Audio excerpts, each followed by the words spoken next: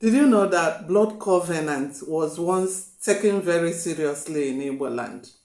Yes, in traditional Igbo society, there were different forms of blood covenant, but the most common was based on love and marriage promises.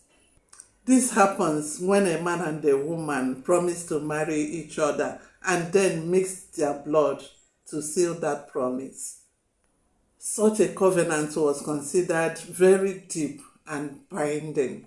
Breaking it was not easy at all, and in most cases, both people had to be present and agree before it could be dissolved.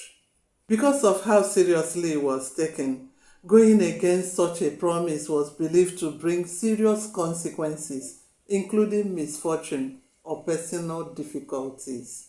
Many people entered into such covenants out of love, emotions, or youthful excitement without fully understanding the weight of their actions. But as they grew older and life changed, some began to regret those decisions.